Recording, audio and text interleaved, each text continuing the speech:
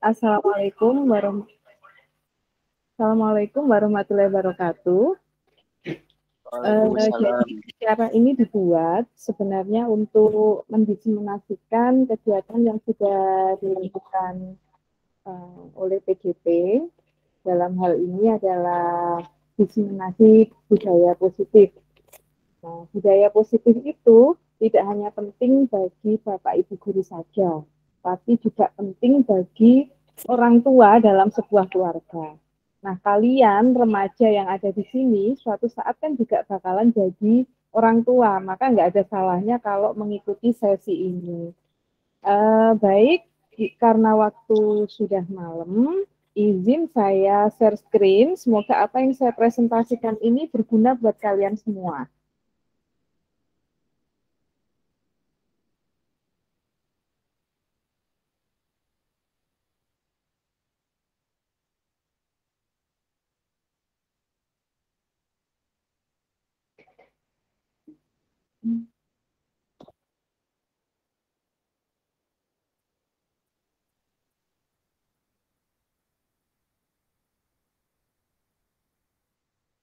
Baik, perkenalkan ya, nama saya Sri Widawati. Saya dalam hal ini adalah fasilitator dari program Guru Penggerak Angkatan 7. Nah, salah satu materi yang sangat penting di modul 1 itu adalah materi budaya positif. Kali ini saya mengangkat tema orang tua mengerti, insya Allah anak akan berbudi. Nah, ada apa ya di situ? Nah, sehari-hari saya bekerja di SMKN Satu Diri Banyuwangi.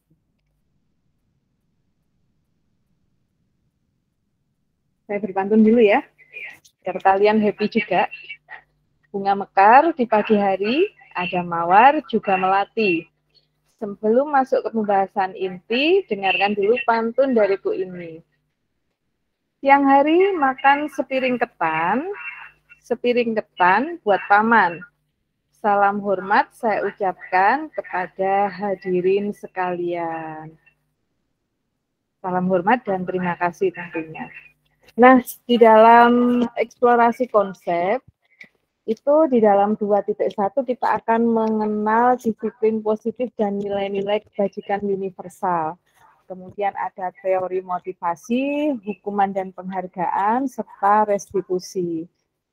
Ada keyakinan kelas, ada kebutuhan dasar manusia dan dunia berkualitas, ada restitusi, 5 posisi kontrol. Kemudian ada segitiga restitusi.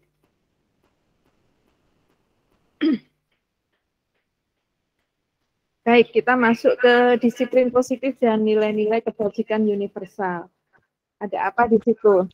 Nah, sekarang saya minta. Misalkan ada kamu sama temanmu. Kemudian, sobeklah secari kertas kecil. Tuliskan benda atau sesuatu yang sangat penting buat kamu, sangat berharga untuk kamu, lalu letakkan di salah satu tanganmu. Dan genggamlah benda itu dengan erat-erat, dengan segala daya. Buatlah sebuah kepalan. Bisa ya mengimajinasikan. Kemudian temanmu yang satunya lagi, jadi kamu dan temanmu ya, temanmu mencoba dengan sekuat tenaga, dengan berbagai cara, meminta kamu memberikan benda itu kepada kamu. Temanmu itu bisa membujuk, bisa mengancam, bisa menghardik, bisa merayu, menyuap, atau apa saja agar dapat membuka kepalan tangan Anda. Apa yang terjadi kira-kira?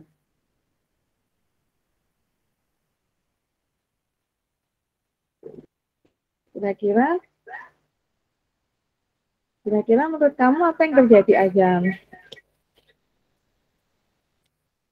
Halo, Azam. Azam, kira-kira. Kurang tahu ya, Bu. Kurang tahu, misalkan kamu punya benda berharga, kamu letakkan di tanganmu, kamu genggam erat-erat. Kemudian temanmu datang, mau merebut itu dari kamu. Kira-kira apa yang kamu lakukan? Oh, itu apa namanya? Mempertahankan kayak gak mau direbut gitu. Mempertahankan ya, meskipun temenmu itu merayu kamu, kemudian mengancam kamu, memaksa kamu tetap nggak mau ya? Gak mau. Oke, baik. Saya lanjutkan presentasinya. Intinya kamu nggak mau ya, meskipun temanmu merayu, mengancam, dan seterusnya, kamu nggak mau. Oke, baik. Kita lanjutkan. Nah, kata azam dia nggak mau. Kata azam ya. Nah, sekarang jadi sesuatu yang penting itu ketika dimiliki seseorang dan dia menganggap itu sangat berharga, orang lain mau mengancam, mau merayu, mau merebut, pasti yang digenggam tadi tidak akan dilepaskan. Demikian juga dengan anak-anak kita. Nanti kalau kalian sudah punya anak ya, kalau dia merasa bahwa itu penting buat dia, itu berharga buat dia. Kemudian kalian sebagai orang tua memaksa untuk merebut itu, memaksa merayu, mengancam dan seterusnya, pasti anak itu akan menggenggam erat apa yang dia anggap itu adalah benar. Nah, berikutnya kita akan belajar perubahan paradigma teori kontrol atau ilusi kontrol. Jadi ilusi bahwa orang tua itu bisa mengontrol anaknya, ilusi bahwa kritik dan membuat orang merasa bersalah itu dapat menguatkan karakter, itu gak benar, itu hanya ilusi.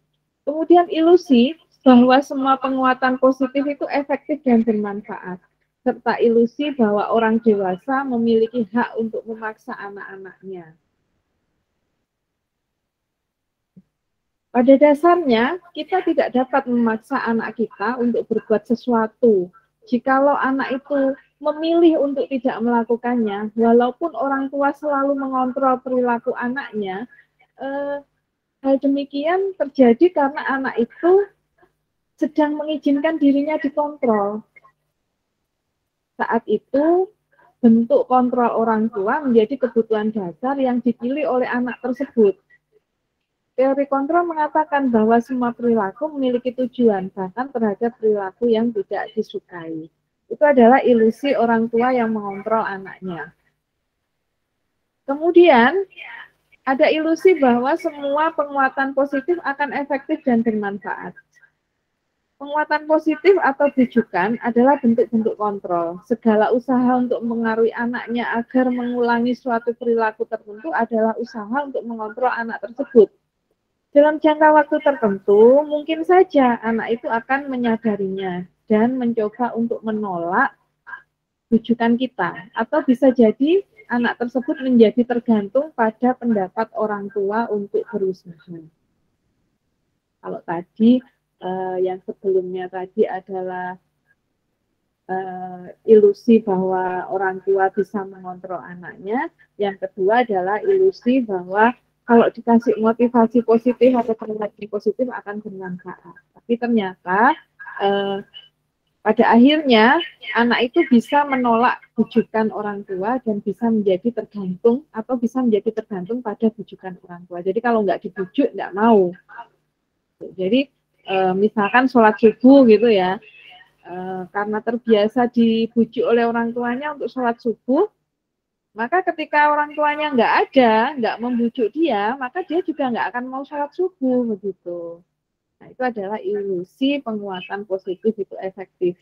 Berikutnya adalah ilusi bahwa kritik dan membuat orang merasa bersalah itu dapat menguatkan karakter. Dulu orang menggunakan kritik ya, ada bahkan sampai sekarang ya orang menggunakan kritik dan rasa bersalah untuk membuat anaknya menuju pada identitas gagal. Mereka jadi kadang-kadang orang tua memarahi itu membuat anaknya merasa bersalah begitu. Maksudnya orang tuanya agar anak ini tidak mengulangi perbuatannya. Padahal menggunakan kritik dan membuat anak merasa bersalah ini membuat anak menuju identitas gagal. Mereka merasa buruk tentang diri mereka sendiri. Mereka mengembangkan dialog diri yang negatif.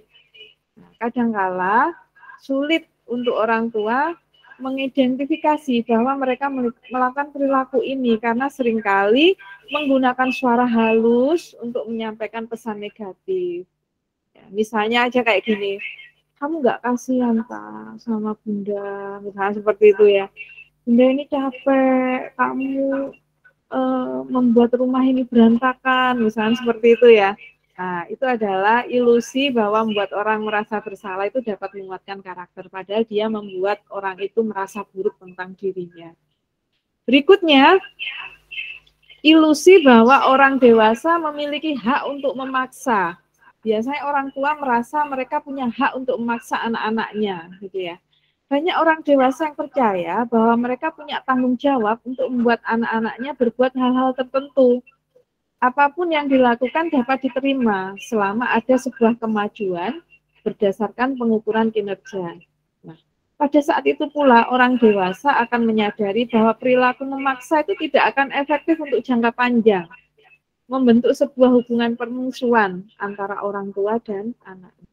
Jadi untuk sementara gitu ya, ketika orang tua memaksa anaknya itu bakalan diterima, tapi itu jangka pendek aja. Makin lama anak itu makin merasa tidak nyaman dan terjadilah hubungan permusuhan. Nah, kemudian ada perubahan paradigma dari stimulus respon menjadi teori kontrol. Siapa sesungguhnya yang memiliki kontrol? Kalau stimulus respon itu kita mencoba mengubah orang agar pandangannya sama dengan kita. Akan tetapi teori kontrol itu kita berusaha memahami bahwa pandangan orang lain itu bisa saja berbeda tentang dunia. Kalau stimulus respon, perilaku buruk itu dilihat sebagai suatu kesalahan. Tapi kalau teori kontrol, ketika melihat sebuah perilaku buruk, itu berpikir semua perilaku itu pasti memiliki tujuan. Kalau stimulus respon, orang lain bisa mengontrol saya. Kalau teori kontrol, hanya saya yang bisa mengontrol saya sendiri. Kalau stimulus respon, saya bisa mengontrol orang lain. Kalau teori kontrol, saya tidak bisa mengontrol orang lain. Kalau stimulus respon, pemaksaan ada pada saat bujukan gagal. Jadi dibujuk dulu, gagal, terus dipaksa. Kalau teori kontrol, kolaborasi dan konsensus itu menciptakan pilihan-pilihan baru.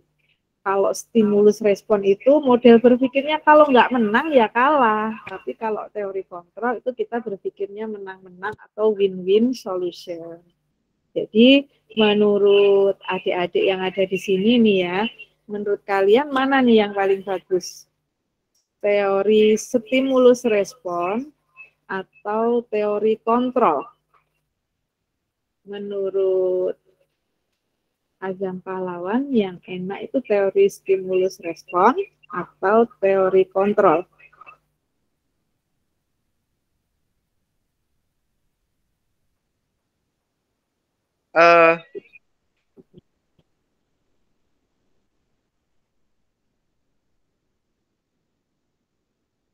Teori kontrol kayaknya, Bu. Iya, benar sekali. Jadi ilusi yang disampaikan teori kontrol tadi, ilusi itu adalah stimulus respon ya. Jadi memang benar di dalam kurikulum Merdeka itu diharapkan guru atau orang tua itu menggunakan teori kontrol. Baik, saya lanjutkan. Terima kasih ya masih mendengarkan.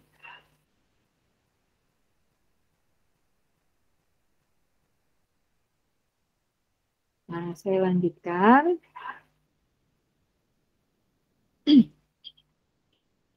Sekarang apa makna kata disiplin? Sebenarnya kata disiplin itu berasal dari bahasa Latin, yaitu disiplina, yang artinya belajar. Makna asal dari kata ini berkonotasi dengan disiplin diri dari murid-murid Sokrates dan Plato. Disiplin diri membuat orang menggali potensinya menuju sebuah tujuan apa yang dia hargai. Nah, sebentar, sebelum saya lanjutkan.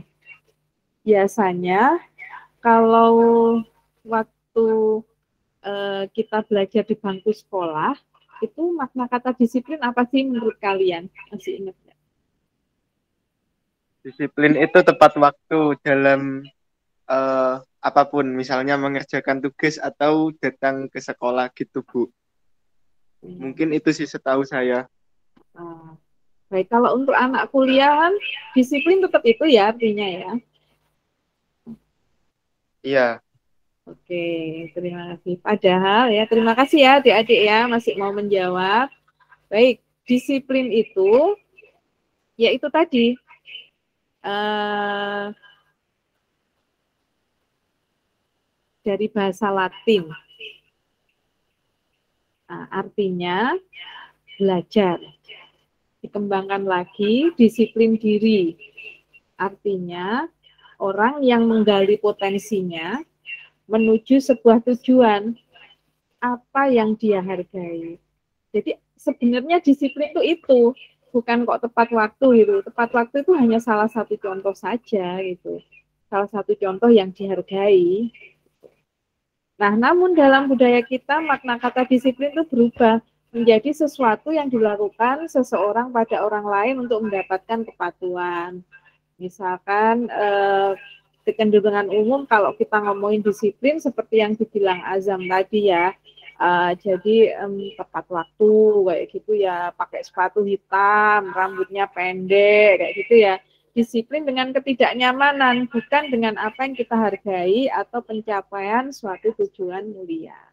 Gitu ya. Jadi sebenarnya disiplin itu belajar untuk mengembangkan dirinya mencapai tujuan apa yang dia hargai. Kalau rambut pendek itu di suatu tempat itu suatu hal yang dihargai, maka dia akan melakukan itu.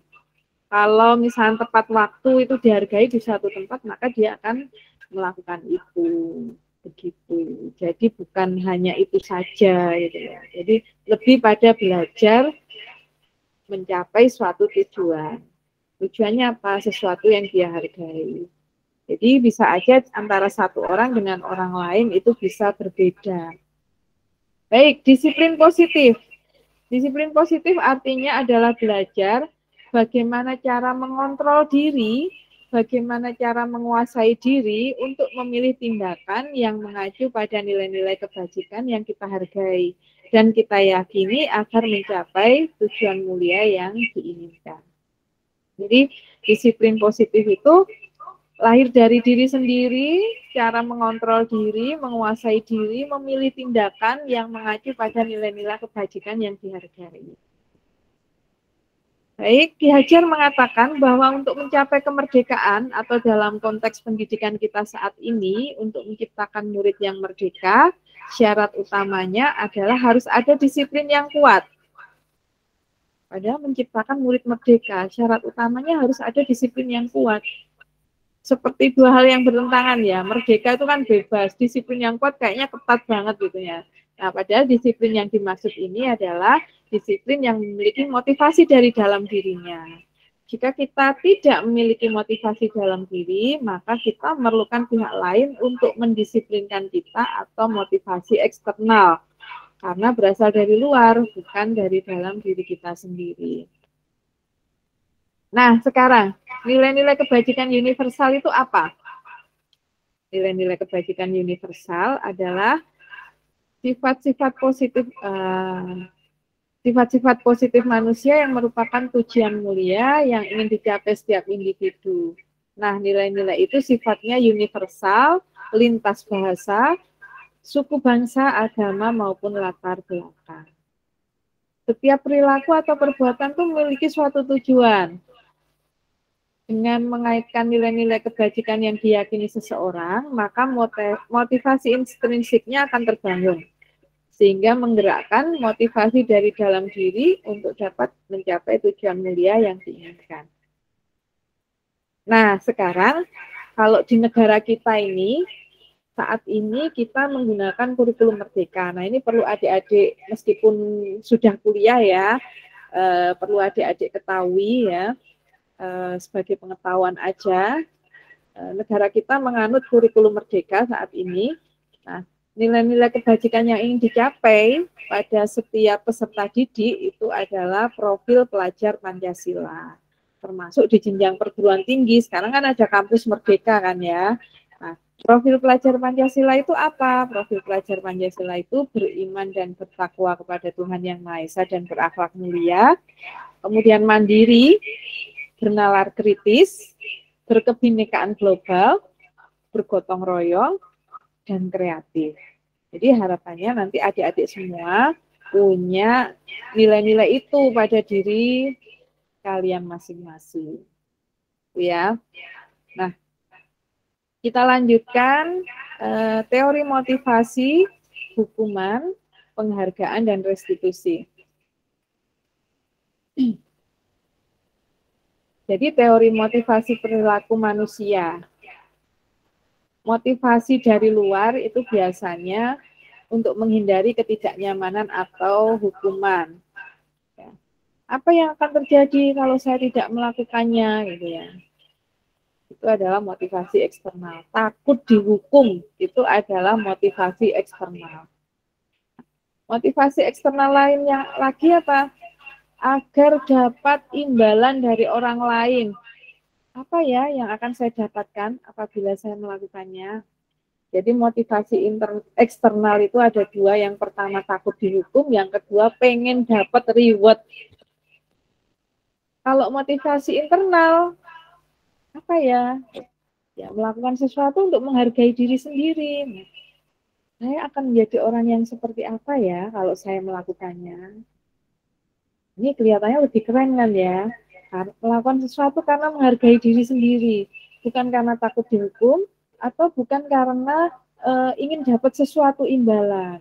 Ini adalah motivasi tertinggi dari seseorang ya, karena dia menyadari bahwa ini penting buat dirinya, karena menghargai dirinya sendiri dia melakukan itu. Contoh, misalkan seseorang yang melakukan ibadah sembahyang gitu ya, misalkan sholat gitu.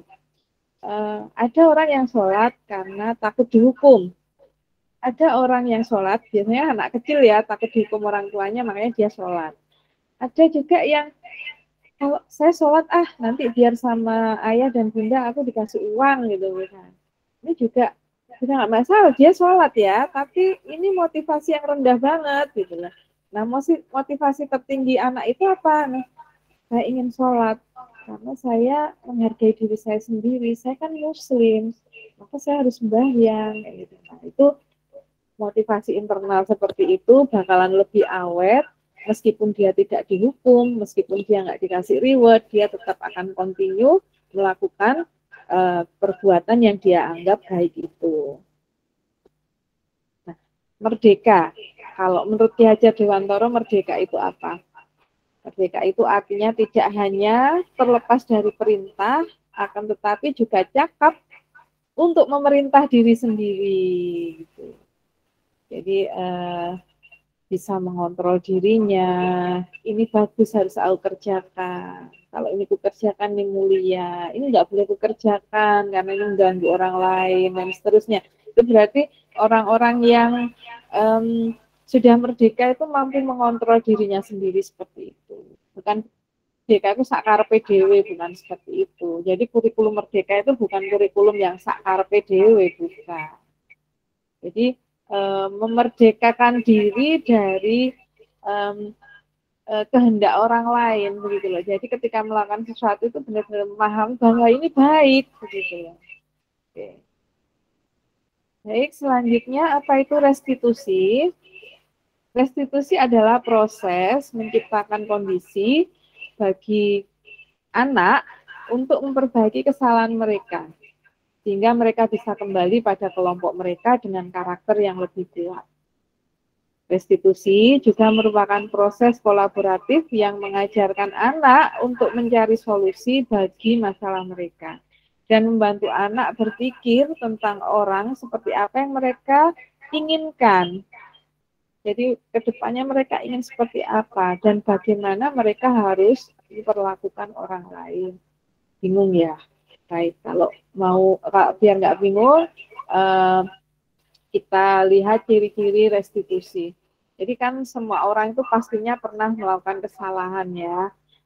Jadi restitusi itu adalah sebuah cara agar anak-anak yang melakukan kesalahan itu tidak larut-larut, tidak berlarut-larut pada kesalahannya.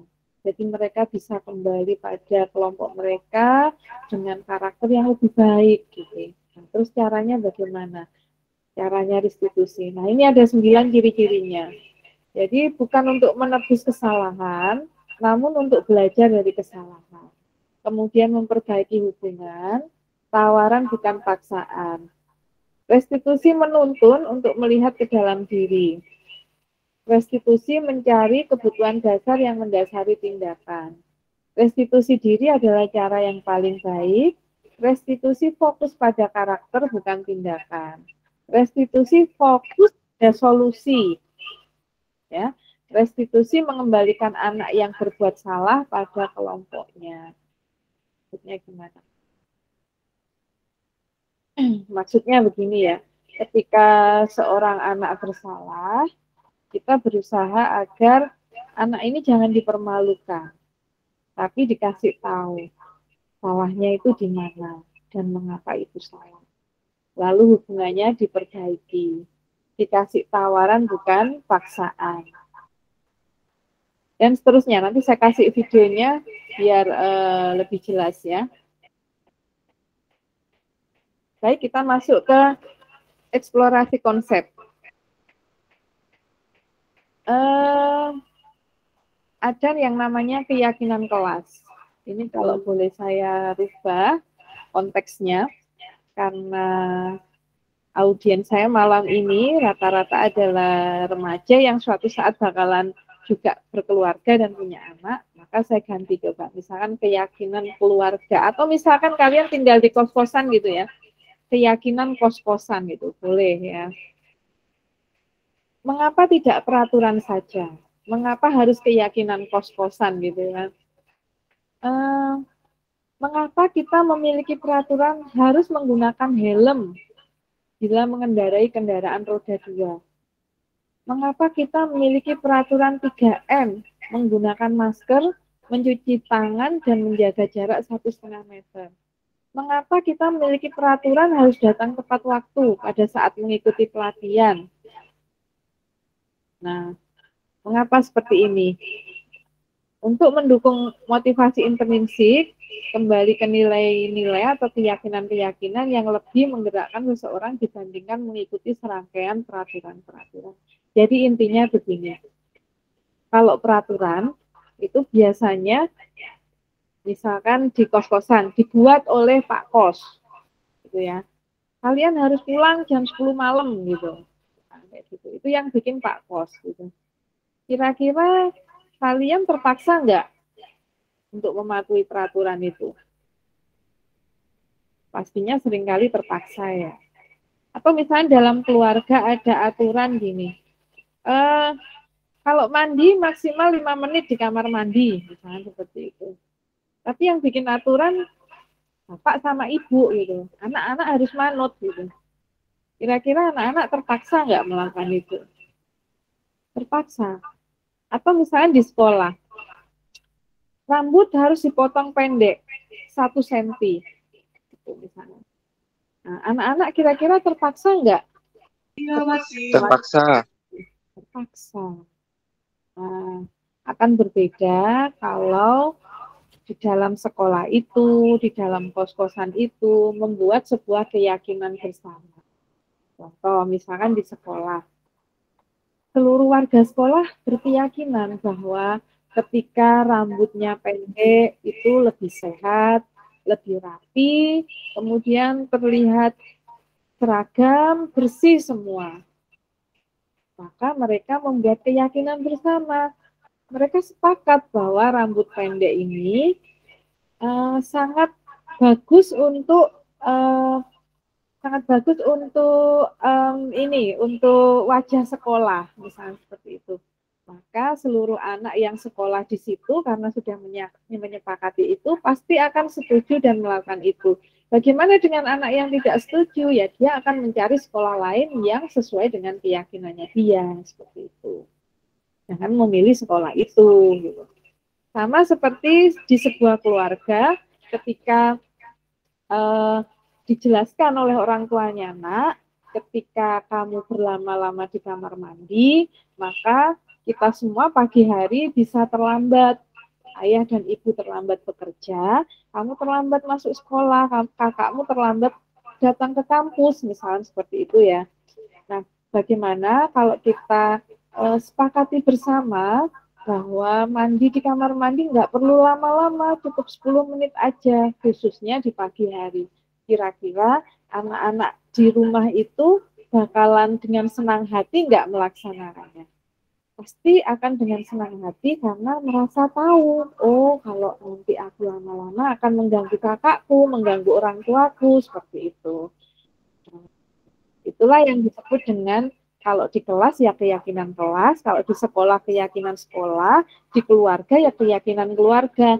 Nah kalau kalian di kos-kosan, misalkan kalian sepakat ketika jam 10 malam, itu adalah waktu yang paling malam, kalian berada di luar kos-kosan, ketika datang akan mengganggu warga kos-kosan yang lain yang mungkin sedang istirahat, mendengar suara pagar dibuka kretek kretek kretek, kemudian sepeda motormu dimasukkan itu mengganggu yang lain, maka kamu akan berpikir ulang untuk pulang lebih dari jam 10 malam gitu, karena peraturan sudah menjadi sebuah keyakinan yang kalian anggap bahwa itu memang benar gitu. Jadi nanti adik-adik semua kalau punya keluarga atau kalaupun nggak punya keluarga, punya kos-kosan misalnya seperti itu di lingkungan kos-kosan, maka upayakan memiliki keyakinan kos-kosan gitu ya. Jadi aturan-aturan yang ada di situ menjadi aturan yang bermakna karena merupakan kesepakatan dari kalian.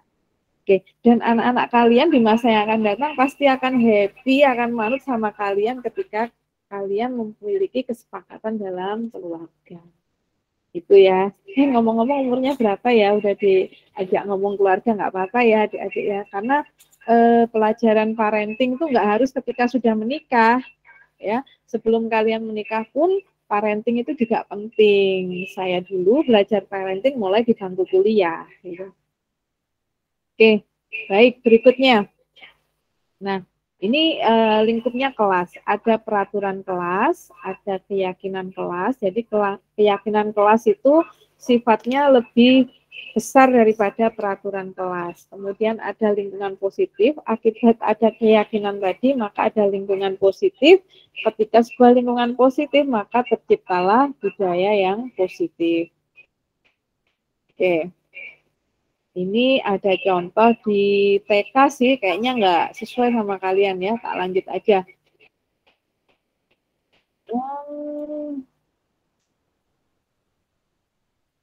Oke. Baik. Ini contoh peraturan dan keyakinan kelas ya. Contoh peraturan. Selalu kembalikan buku di tempatnya. Apa keyakinan kelasnya? Tanggung jawab. Dilarang mengganggu orang lain. Keyakinan kelasnya adalah apa? Hormati orang lain atau menghormati orang lain. Hadir di sekolah 15 menit sebelum pelajaran dimulai. Keyakinan kelasnya apa? Menghormati orang lain dan berkomitmen. Kenapa kok masih menghormati orang lain? Padahal hadir di sekolah 15 menit sebelum pembelajaran dimulai. Ya iya, yang lain datang tepat waktu, gurunya pas jelasin, tiba-tiba kalian lewat, utuk, ini kan nggak menghormati orang lain yang lagi bekerja kan. Nah, kemudian juga nggak berkomitmen.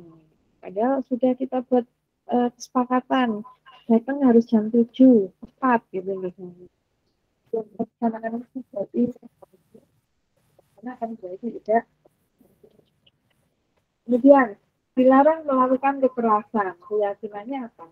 Keselamatan dan menghormati orang lain. Dilarang menggunakan narkoba. Keyakinannya apa? Kesehatan. Menggunakan narkoba itu bikin nggak sehat, gitu ya. Bergantian atau menunggu giliran. Keyakinannya apa? Menghormati orang lain dan bersabar. Jadi antri itu artinya menghormati orang lain dan bersabar. Menggunakan masker itu keyakinannya apa? Kesehatan dan keselamatan. Ya. Jangan berlari di kelas atau koridor. Keselamatan, keamanan juga menghormati orang lain juga. Jangan-jangan karena kita berlari-lari jadi mengganggu orang lain kan gitu. Baik. Nah, ternyata penghargaan itu adalah sebuah hukuman. Kok bisa? Ya, karena penghargaan itu menurunkan kualitas. Penghargaan itu mematikan kreativitas. Kenapa? Karena penghargaan mengurangi motivasi intrinsik. Jadi penghargaan itu sama dengan hukuman ya. Penghargaan itu motivasi eksternal, hukuman juga motivasi eksternal. Jangan-jangan kalau nggak dikasih penghargaan, kita nggak mau melakukan sesuatu yang baik.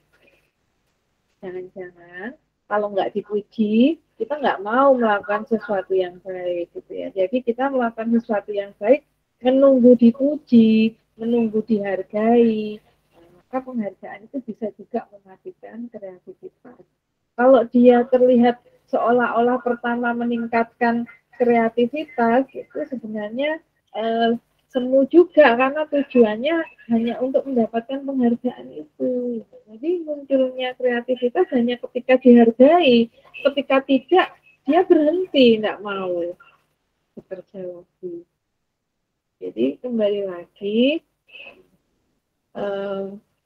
motivasi intrinsik itu adalah motivasi tertinggi yang tidak tergantung pada penghargaan dan tidak tergantung pada punishment atau hukuman. Jadi sebenarnya kalau kita ngasih anak-anak kita penghargaan atau ngasih hadiah atau dan seterusnya itu ya sebenarnya boleh-boleh aja. Tapi yang lebih penting adalah menghidupkan motivasi dari diri anak itu sendiri. Kalau hadiah, kemudian penghargaan itu menumbuhkan motivasi tapi eksternal. Motivasi eksternal itu sifatnya tidak permanen dan sementara aja. Tapi kalau motivasi intrinsik itu lebih permanen. Kemudian kalau penghargaan itu motivasinya jangka pendek, kalau motivasi intrinsik itu jangka panjang. Nah, contoh ini, hukuman atau konsekuensi ya. Tadi kan kita udah ngomongin bahwa hukuman itu termasuk motivasi eksternal ya, yang sebaiknya juga tidak kita lakukan. Ketika nanti kalian punya anak itu, kalau bisa jangan dihukum, meskipun dia salah, tapi kalau bisa diberi konsekuensi. Apa bedanya hukuman dengan konsekuensi? Ini contoh. Mencatat 100 kali dalam buku kalimat. Saya tidak akan terlambat lagi. Jadi ada anak terlambat datang ke sekolah. Hukumannya nulis 100 kali di buku. Saya tidak akan terlambat lagi. Saya tidak akan terlambat lagi. Saya tidak akan terlambat lagi sampai bukunya penuh gitu ya misalkan. Itu bukan konsekuensi tapi hukuman. Misalkan terlambat, terus disuruh lari mengelilingi lapangan 2 kali, itu bukan konsekuensi, tapi hukuman. Terus misalnya disuruh push up, karena tidak menggunakan masker, itu hukuman. Kalau contohnya konsekuensi seperti apa? Misalkan tugasnya temennya dicoret-coret. Ya, berarti kan melakukan kesalahan ya. Konsekuensinya apa? Kertas tugas yang tadi dicoret-coret harus diganti sama seperti itu. Nah, itu konsekuensi. Kemudian, misalkan menumpahkan air di meja. Kalau hukuman disuruh push up. Tapi kalau konsekuensi, bersihkan meja itu sampai sebersih-bersihnya seperti semula. Itu adalah konsekuensi. Kemudian, ada murid di sekolah nggak memakai sepatu hitam. Dihukum di sekolah, nyeker, nggak boleh pakai sepatu seharian. Itu adalah contoh hukuman. Dan itu tidak mendidik. Ya. Jadi, kalau ada murid tidak memakai sepatu hitam, padahal peraturan di sekolah itu harus memakai sepatu hitam. Apa yang dilakukan? Ya dia harus memakai sepatu hitam. Bisa jadi sepatu hitamnya ketinggalan, ya suruh ambil. Misalkan saja sepatu hitamnya rusak, berarti dia tidak sengaja melakukannya. Dia harus dimaafkan hari itu karena sepatunya rusak. Tapi besok harus sudah ada, sudah dipakai, misalnya seperti itu. Kalau dia anaknya orang nggak punya, ternyata dia orang tuanya nggak punya uang untuk beli, ya maka sekolah harus sehingga anak ini memakai sepatu hitam. Jadi sebuah peraturan yang dilanggar itu belum tentu orang itu ingin melanggarnya, bisa jadi dia memang punya sebab sehingga dia melanggar. Nah, kalau dia terus disuruh tidak pakai kemudian itu mempermalukan dia, itu adalah hukum. Nah, kemudian lari mengelilingi lapangan basket 2 kali karena terlambat 10 menit dalam pelajaran PJOK. Ini adalah konsekuensi kenapa? Karena semua teman-temannya juga lari mengelilingi lapangan basket untuk pemanasan, misalnya seperti itu. Berarti dia kan belum pemanasan. Maka ketika temannya sudah mulai main basket, misalnya gitu, dia harus lari dulu. Itu bukan hukuman, tapi konsekuensi karena dia terlambat. Dia harus tetap mengikuti seperti itu. Nah, kalian sudah bisa ya membedakan antara hukuman dan konsekuensi. Tidak bisa? Bisa ya? Kalau larinya 3 kali itu hukuman apa konsekuensi? Ya, kalau pemanasan sih, kalau semua teman-temannya 3 kali, ya dia 3 kali, itu berarti konsekuensi. Gitu. Tapi kalau disuruh larinya karena ingin menyiksa, ya berarti hukuman. Nah, bedain ya.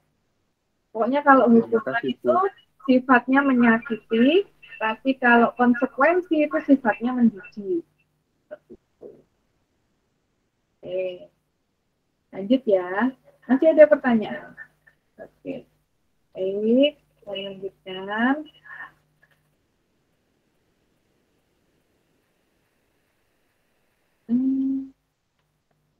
Oke, berikutnya ada apa ya? Nah, ini yang sudah saya bilang tadi ya. Apa sih perbedaan hukuman dan konsekuensi? Kalau hukuman itu sesuatu yang menyakitkan harus terjadi. Kalau konsekuensi sesuatu yang harus terjadi, memang harus terjadi gitu loh. Kalau hukuman sesuatu yang menyakitkan harus terjadi. Kayak tadi ya, misalkan siswa terlambat pelajaran olahraga jadi nggak ngikuti pemanasan. Konsekuensinya harus lari dulu pemanasan, setelah pemanasan baru ikut basket. Kalau sesuatu yang menyakitkan harus terjadi atau hukuman, misalnya dia datang terlambat dalam pelajaran olahraga gitu ya. Misalkan dia dijemur dulu kayak gitu, baru dulu itu olahraga, itu jadi adalah hukuman. Ya biasanya hukuman itu nggak logis ya, nggak ada kaitannya dengan kesalahan yang dia lakukan. Misalkan nggak sengaja mendorong temannya jatuh gitu ya, hukumannya dia disuruh push up 20 kali, kan nggak logis mendorong temannya jatuh kok disuruh push up. Harusnya kalau mendorong temannya jatuh, misalnya temannya berdarah gitu ya, ya konsekuensinya ya dia harus membantu temannya mengantarkan teman ke UKS, memberikan obat pada temannya, meminta maaf, itu adalah konsekuensi. Kemudian hukuman biasanya membuat anak sakit, baik itu sakit fisik maupun sakit hati untuk jangka waktu yang sedangkan kalau konsekuensi itu membuat anak merasa tidak nyaman tapi jangka waktunya hanya pendek. Ya, bisa dibedakan ya. Jadi kalau hukuman itu memang menyakiti, kalau konsekuensi itu menyakitinya jangka pendek aja gitu loh. Memang nggak nyaman gitu, tapi sebentar. Jadi contohnya misalkan hukuman itu ada anak diajari di kelas nggak bisa tuh dibentak-bentak. Nah, itu adalah hukuman. Kalau konsekuensi itu anak itu disuruh belajar lagi. Misalkan dia nggak bisa perkalian gitu ya. Padahal kita sudah ngomong perpangkatan, tapi dia belum bisa perkalian. Kalau hukuman dia dibentak-bentak atau mungkin dibilang bodoh gitu ya misalnya. Tapi kalau konsekuensi ya dia harus belajar perkalian dulu gitu. Misalnya diajari oleh temannya yang lain, baru dia bisa melanjutkan pelajaran ke perpajakan seperti itu. Nah, hukuman itu membuat anak benci kedisiplinan. Tapi konsekuensi membuat anak menghargai kedisiplinan. Kalau hukuman membuat paksaan, kalau konsekuensi membuat stimulus dan tanggung.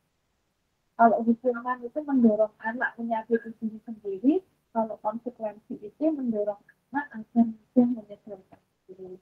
Kalau hukuman itu membuat anak merasa dirinya buruk, kalau konsekuensi membuat anak merasa dirinya.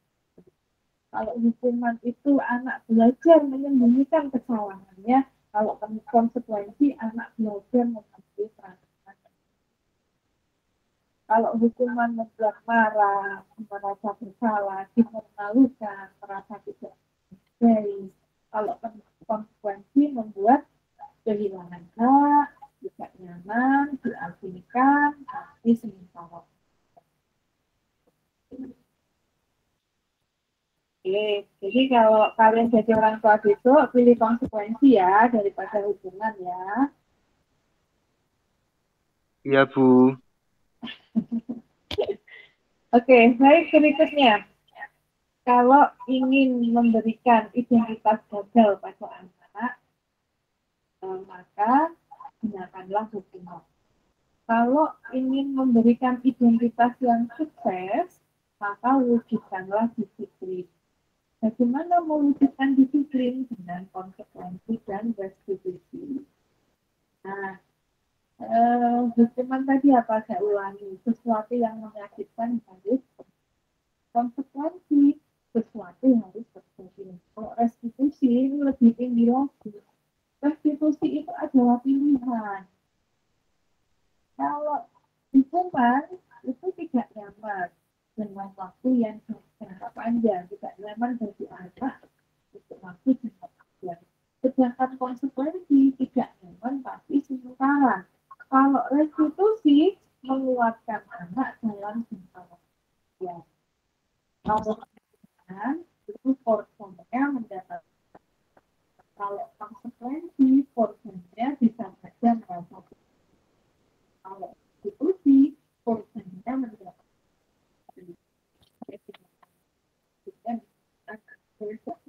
Anak memukul temannya, contoh ini contoh. Kalau si anak yang memukul tadi dihukum, anak yang dipukul akan merasa mendapatkan ya. Kalau konsekuensi ketika seseorang memukul orang lain atau seseorang dengan melakukan konsekuensi yang dipukul tadi bisa aja merasa diabaikan. Ya enggak ya, tapi bisa aja dia bisa diabaikan. Enggak dihukum sih yang mukul aku gitu.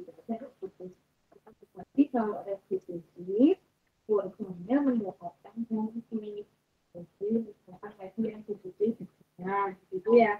Jadi yang harus dieksekusi, tingginya dibutuhkan tidak mendapatkan sehingga dia merasa tetap diperhatikan, tapi si tadi juga tidak mendapatkan hukuman, lalu dia melakukan restitusi. Artinya si pelaku merasakan bahwa dia tetap bersalah, kemudian dia kemudian dia mengganti apa yang dia lakukan itu harus sesuai dengan apa yang sudah dia lakukan gitu ya. Sehingga baik yang melakukan maupun korbannya itu melakukan itu kan restitusi. Kemudian kalau hukuman murid akan merasa tersakiti, kalau konsekuensi murid merasa tidak nyaman, kalau restitusi murid akan mendapatkan. Kalau hukuman itu perilakunya pasif agresif meningkat.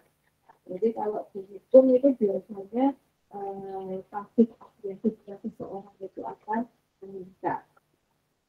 Kalau konsekuensi penguapannya bertahan hanya dalam jangka waktu yang pendek. Kalau restitusi itu masalahnya berbeda. Kalau hukuman, sistem tidak akan berjalan bila murid tidak takut.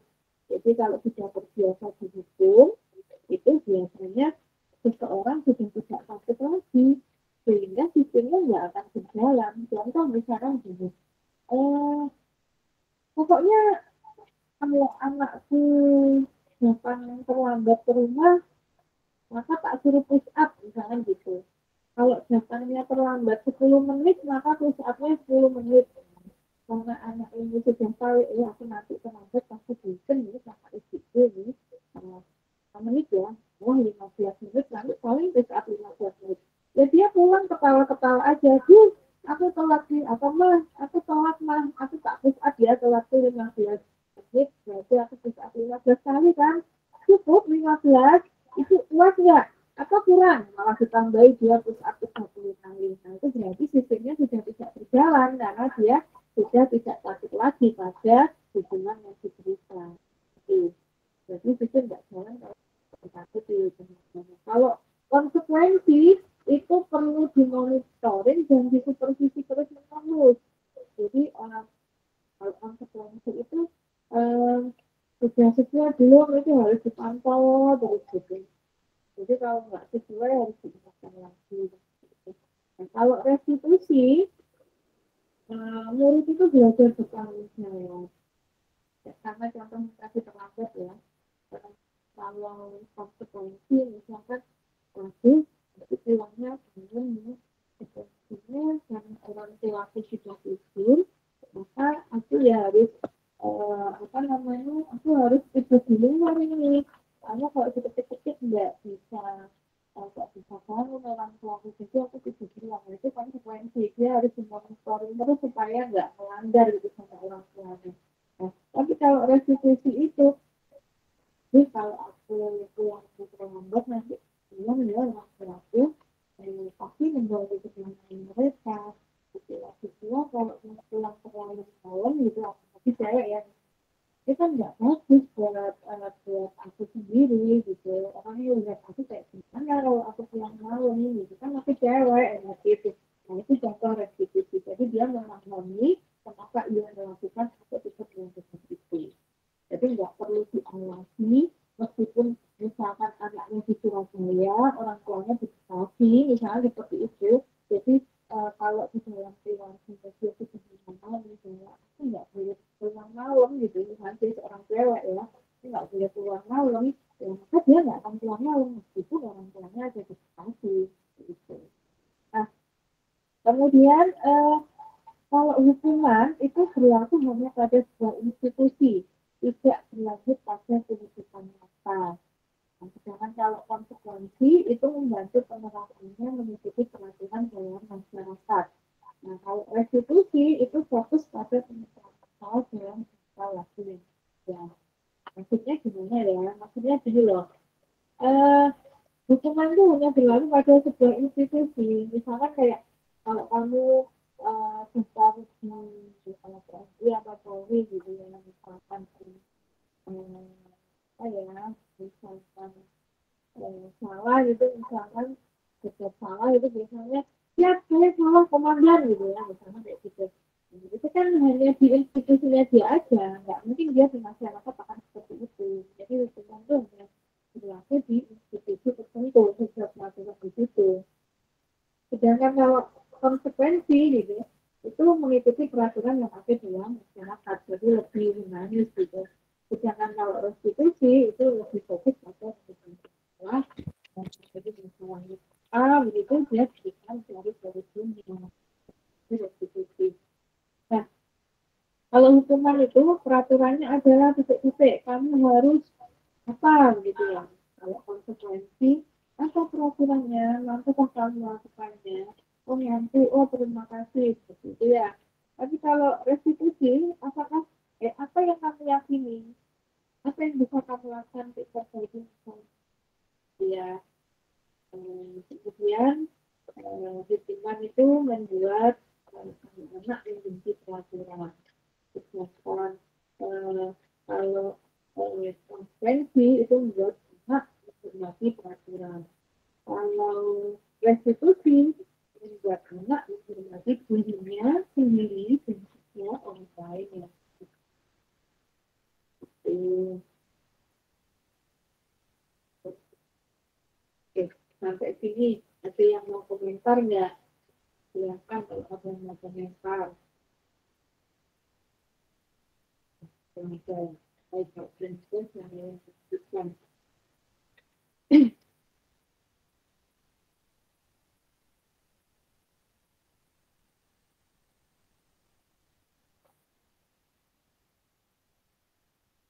Nah, berikutnya kita juga harus mengenal yang namanya kebutuhan dasar manusia dan dunia yang berkualitas. Pada dasarnya semua manusia itu memiliki 5 kebutuhan dasar. Yang paling sederhana itu adalah kebutuhan untuk bertahan hidup. Jadi kebutuhan untuk bertahan hidup itu ya berarti yang makan, pakan, itu adalah kebutuhan yang paling pokok dan paling utama bagi dia manusia. Kemudian berlanjut yang berikutnya, misalnya kebutuhan kasih sayang dan rasa terima. Ya, ketika dia dan tangan, papan, lengkap, ya, tapi dia nggak punya kasih sayang dan nggak diterima, nggak ada rasa terima, maka dia bisa kebutuhan kasihnya belum dipenuhi. Berikutnya adalah kebutuhan kesenangan. Jadi ya memang memberikan kesenangan sebagai kebutuhan hidupnya kerja terus senang karena berarti kebutuhan kesenangan belum punya atau kecuali dia memang senangnya kerja gitu. Jadi ini dalam kebutuhan. Kemudian berikutnya kebutuhan dasar manusia adalah penguasaan, lebih tepatnya adalah kekuasaan dan yang terakhir adalah kebutuhan. Jadi semua manusia butuh bertahan hidup, butuh kasih sayang yang terima, butuh kesenangan, itu kekuasaan dan hidup bersih. Wow, butuh itu. Baik. Misalkan ada kayak gini ya, di ruang kelas, dirinya bilang, aku tidak boleh bersinggung waktu mengerjakan tugas. Katanya kelas harus tenang, tidak ada suara. Padahal aku kan suka dan senang menyanyi. Nah, kebutuhan apa ini yang tidak terpenuhi? Oh ya, ya. Kebutuhan apa yang itu guru tidak punya aku hari ini. Padahal aku pakai ketik rambut baru loh. Kebutuhan apa ini? Kebutuhan yang aku bosan masa belajarnya cuma gitu-gitu aja dengan revisi dulu itu kebutuhan apa ini biasanya ini kebutuhan kesenangan dengan belajar yang berbeda ya atau media yang berbeda atau juga kebutuhan kebutuhan belajar dengan lebih beda gitu ya aku sebel gambarnya tidak tapi malah itu guru yang bikin ke tempat itu di depan sekolah jadi ini kebutuhan saya yang kurang beda kita menunjuk sini saya ya jadi dikasih kalian diterima dan dilakukan cek baik ada banyak contoh-contoh apa namanya tentang kebutuhan manusia ya contohnya misalkan itu terlalu panjang saya kasih contoh sendiri aja akhirnya gue pikirkan dulu baik harus begini Pak Zulfikar adalah kepala sekolah ditugaskan di SMP Dinas Pendidikan Muda.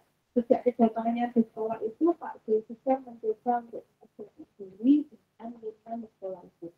Sebagian besar guru-guru dapat menerima kehadiran Pak Zulfikar.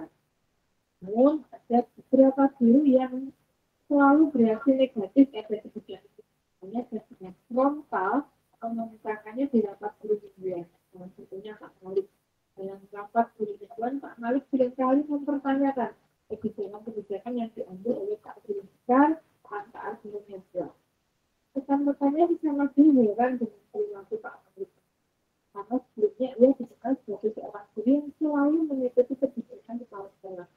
Dan selama ini cenderung diam di luar proses ini. Yang ini sahabat Pak Malik mencoba mendekatinya. Saya yang menyebabkannya tidak seperti itu. Ada beberapa kemungkinan jawaban yang diberikan Pak Malik.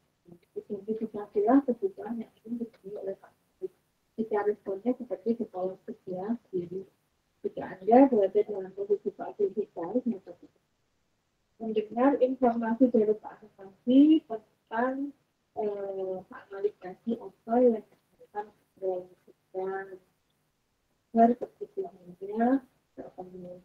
Baik, misalkan waktu ditanya siapa Pak Wali, kenapa sih kok kayak gitu? Soalnya dia lihatnya dari itu aja sih aku sebenarnya. Tapi sebenarnya ngelihat praktek dari itu kebingungan kalau kita itu. Aja membutuhkan. Ya, itu kan kalau kita bisa ekonomi tidak bisa kalian ini akan orang yang tidak mengganggu orang lain, tapi untuk kesenangan yang sebenarnya akan berlaku. Silahkan dipikirkan sendiri ya. Ada juga yang misalnya jawabannya gini, biar aja, biar tidak apa, ya kan, aku ingin nantinya bisa ketemu sama gue dan bisa tapi dia lain baik sih, tapi Pak Galuh butuh tingkat dan kasih sayang. Kalau kamu jadi kepala sekolah yang digitalisasi gimana? Ya satu itu juga pekerjaan belajar kan gitu ya. Kan dia butuh tingkat dan kasih sayang, butuh diperhatiin kan gitu. Tapi jangan usah peninggal dia bekerja.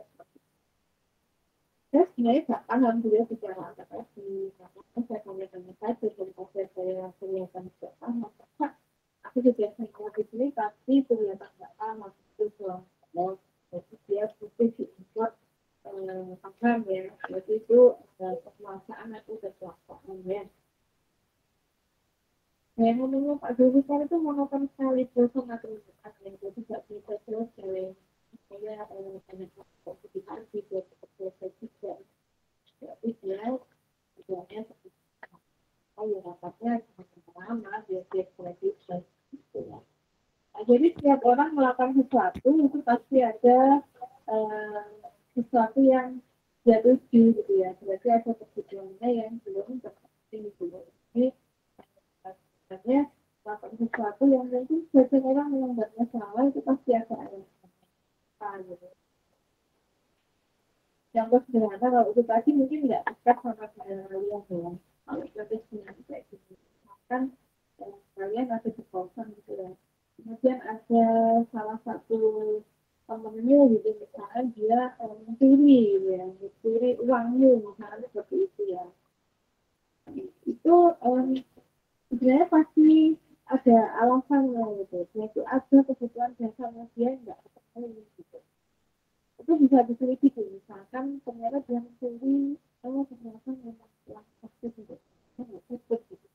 Orang tuanya nggak boleh memberikan tapi akhirnya dia untuk memenuhi kebutuhannya karena dia belum sempat kesulitan sambil dia bagaimana akhirnya dia terpaksa mencuri misalkan seperti itu ya.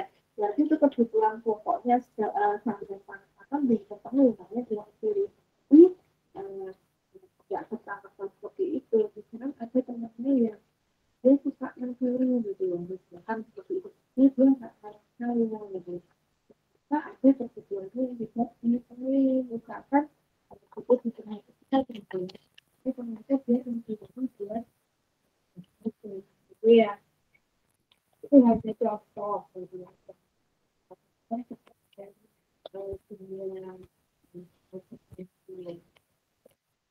Baik, berikutnya 5 posisi kontrol. Tadi di depan kalian yang melakukan sesuatu yang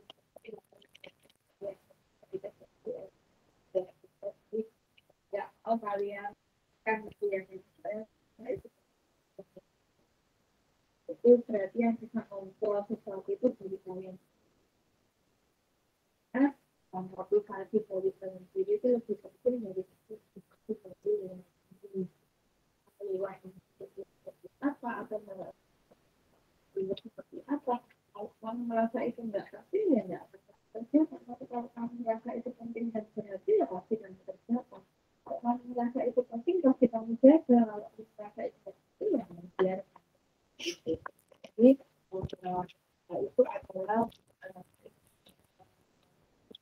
kontrol dari dalam lebih penting sekarang ada sekarang ada 5 posisi kontrol.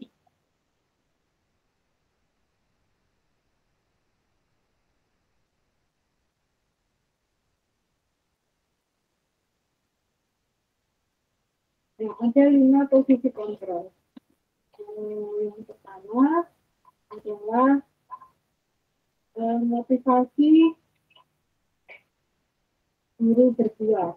Misalkan kalau penghukum ya, ini kalau identitas gagal itu kontrol dari luar. Kalau identitas berhasil itu bisa dari luar, bisa dari diri sendiri. Jadi dalam kasus ini identitas gagal dari luar, identitas berhasil tapi juga dari luar, satunya identitas sukses tapi dari diri sendiri.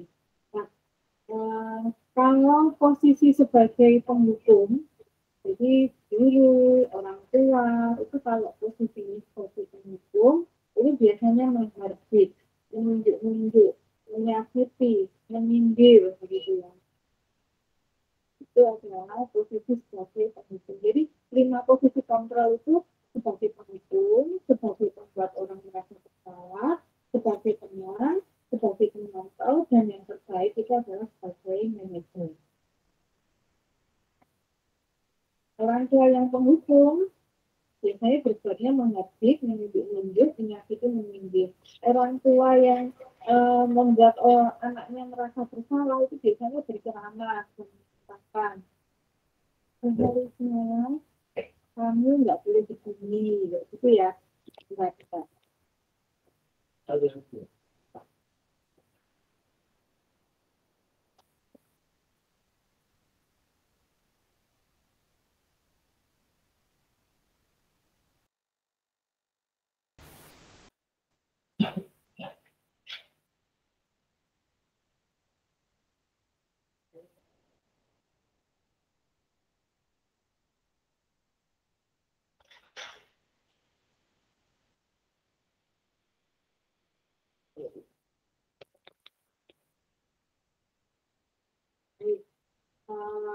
Kalau membuat orang merasa bersalah, biasanya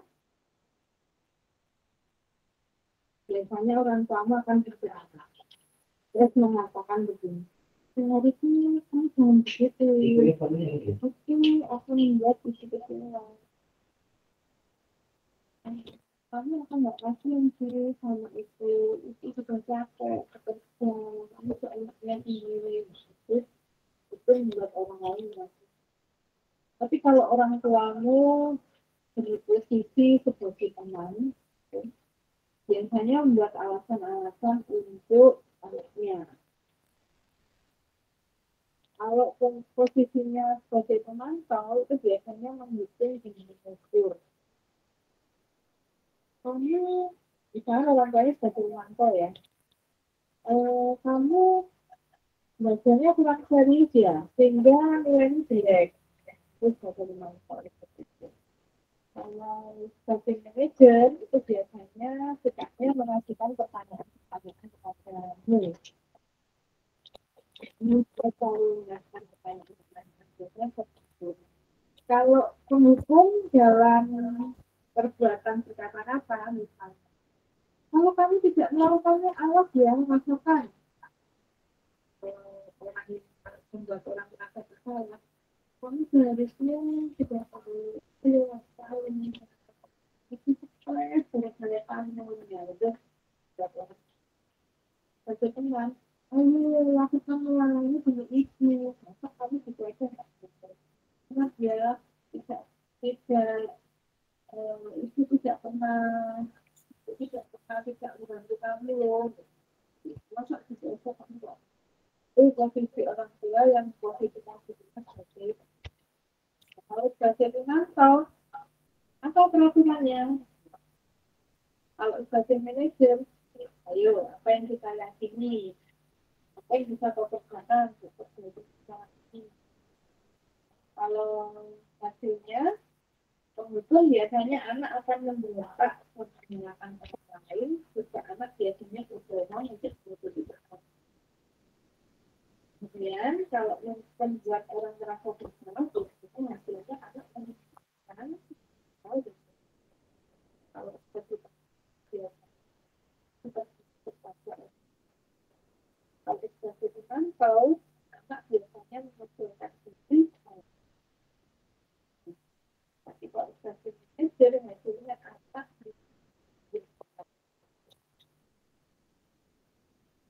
Kaitannya kualitas kalau pengukur sulit meletakkan diri di luar dunia. Artinya gimana? Seorang guru yang sering mendukung muridnya, orang tua yang sering itu dianggap olehnya adalah tidak sah seperti itu. Dia itu tidak masuk dalam kualitas. Maksudnya dunia yang kualitas versi anak itu dirinya orang tuanya yang tidak menghitung itu tidak masuk kriteria gitu loh, tidak masuk di situ, dianggap pengganggu aja. Nah, kalau orang yang sering membuat anaknya merasa bersalah itu sangat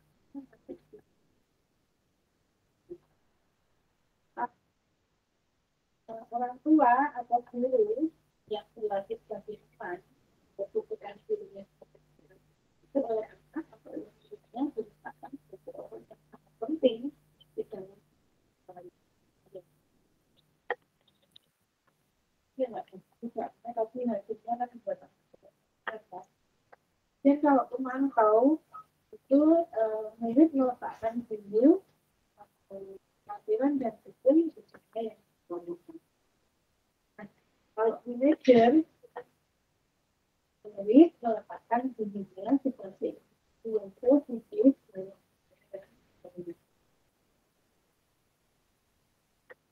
Kalau posisi orang tua sebagai penghukum, anak biasanya akan bilang jangan nanti kalau orang tua yang suka membuat anaknya merasa bersalah, anaknya akan berkata, saya ini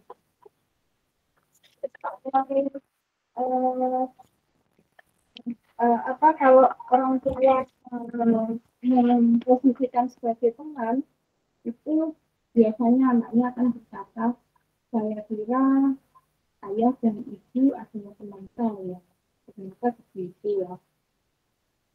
Kemudian kalau orang tuanya sebagai pemantau anaknya akan berkata berapa sangat tentang ini ya banyak ini ya. Tapi kalau orang tuanya memposisikan diri sebagai itu, maka anaknya akan berkata bagaimana ya caranya supaya saya bisa menjadi itu. Kalau orang tuanya sebagai penghitung, maka dampaknya pada anak, dia akan mengulangi kesalahan. Kalau orang tua membuat anak merasa bersalah, dampaknya anak merasa rendah diri, merasa minder, dirinya selalu salah, gitu ya. Kalau sebagai teman, kan anak ini akan menjadi lemah, tidak mandiri dan konsisten.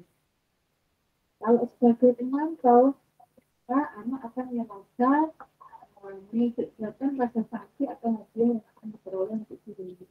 Sedangkan kalau orang tua sebagai manajer untuk kontrolnya, kita akan mengevaluasi diri dan kemudian bagaimana menjadi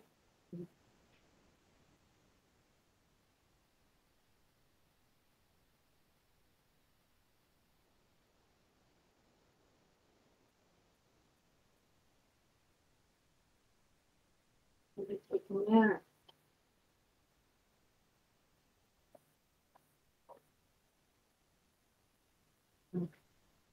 Sekarang kalau ada orang tua yang memiliki pernyataan-pernyataan seperti ini, posisi kontrolnya seperti apa?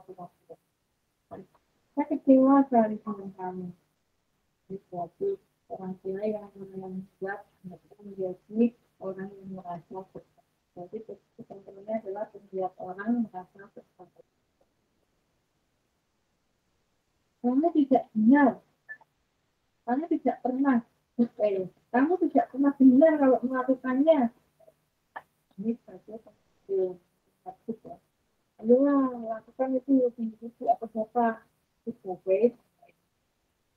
Apakah kamu mau mendapatkan stiker bintang hari ini? Nah, itu mantau. Bagaimana kamu bisa menyelesaikan masalah ini? Kamu ini selalu yang paling akhir mengerjakannya. Oke. Nah, ketika restitusi itu apa? Tapi kan restitusi itu lebih bagus daripada konsekuensi ya. Jadi konsekuensi lebih bagus dari tapi restitusi itu lebih bagus lagi daripada restitusi. Restitusi nanti. Nah, kamu tentu punya alasan. Kamu memberikan ini ketika restitusi ya. Ketika seseorang melakukan kesalahan, tapi dia punya alasan tertentu untuk melakukan itu. Nilai-nilai apa yang sudah kita sepakati? Kamu ingin menjadi orang seperti apa? Apakah cara lain yang lebih efektif yang meningkatkan apa yang kamu lakukan? Setiap orang pasti pernah melakukan kesalahan. Kamu bukan satu-satunya yang melakukan ini. Gitu. Jadi ketika restitusi itu ketika seorang anak kesalahan, itu kita yakinkan sama dia yang orang tapi bukan suatu kasusnya yang pernah tapi kan pasti punya alasan kenapa kamu melakukan itu. Ya enggak, yang namanya di efektif, terus melihat lagi nilai apa yang kita sepakati. Kamu ingin menjadi orang seperti apa ya? Seperti itu yang melakukan restitusi ya.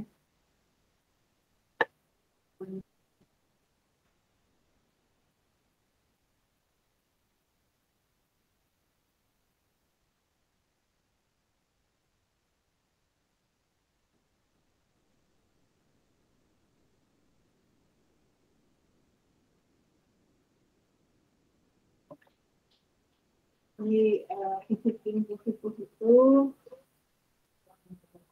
mau kita kan namanya mau kita ini dari belakang itu yang pertama kami nggak bisa mengetahui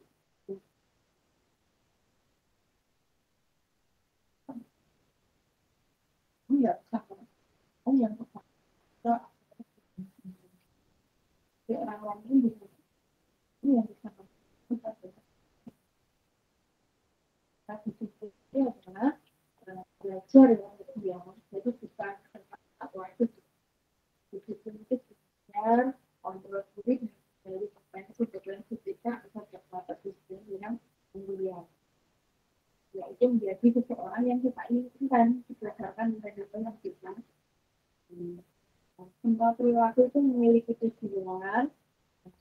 Ada juga yang tujuannya ekstrinsi yaitu menghindari hubungan dan untuk mendapatkan imbalan atau rupiah tersebut. Tapi tujuan yang paling mulia bebas menentukan sendiri.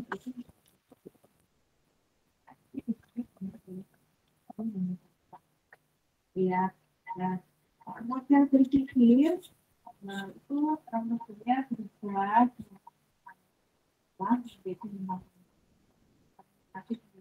ini kalau nggak salah ya kalau nggak salah ya cuma kusik, itu ada kata berpikir menang itu kami kenal, kami menang sama-sama kuat sama itu. Kolaborasi dan konsensus menciptakan perubahan malah ya paskan sebenarnya.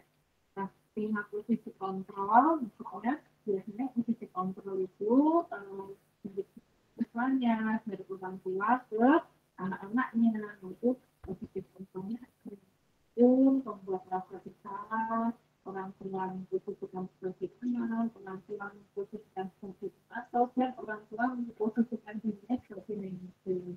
Nah, yang terjadi adalah orang tua yang memposisikan dirinya sebagai negatif. Bagaimana caranya agar orang tua memposisikan dirinya sebagai negatif? Maka dia harus mempelajari kepada restitusi. Nah, realitas kehidupan kita berbeda. Maka kita harus berusaha memahami pandangan-pandangan orang lain tentang dunia, bukan pandangan kita saja yang benar. Bisa jadi tidak benar. Dan setiap orang menjadi itu berdasarkan berdasarkan mengenai dasar manusia ini adalah pendidikan atau kelompok, kemudian partisipasi pada kesempatan kekuasaan kesempatan itu. Semoga dengan kalian mengikuti sesi saya berbagi mengaku ini meskipun kalian mau ya kalian dengan saya. Baik, terima kasih atas perhatiannya. Terima kasih ya sampai kami masih ada di tempat. Ya, saya akhiri. Semoga bermanfaat. Semoga suatu saat bisa dikomunikasi. Saya akhiri. Wassalamualaikum warahmatullahi wabarakatuh. Waalaikumsalam.